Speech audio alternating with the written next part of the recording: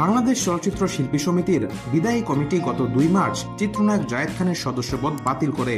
এরপর নতুন কমিটি দায়িত্ব নিয়ে সম্প্রতি তার সদস্যপদ ফিরিয়ে দিয়েছে। বিষয়টি নিয়ে দেশের একটি গণমাধ্যমের মুখোমুখি হয়েছেন এই চিত্রনায়ক।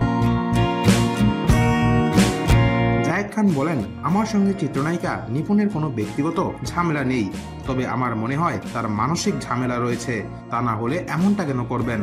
তিনি আরো বলেন, শুধুমাত্র শিল্পী সমিতির চেয়ারের জন্য কিংবা ক্ষমতা দেখানোর জন্য কেউ এমন করে, এমন লজ্জাহীন মহিলা আমি জীবনে দেখিনি। এই সময় এই চিত্রনায়ক বলেন, একজন অভিনয় শিল্পী কখনোই এত জঘন্য হতে পারে না, এমন শিল্পীর কারণে সব শিল্পীদের বদনাম হচ্ছে। প্রসঙ্গত এর আগে শনিবার জায়েদ খানকে এক চিঠির মাধ্যমে তার সদস্যপদ ফিরিয়ে দেওয়ার বিষয়টি জানায় বাংলাদেশ চলচ্চিত্র শিল্পী সমিতি। রোববার সেই চিঠি হাতে পান এই চিত্রনায়ক।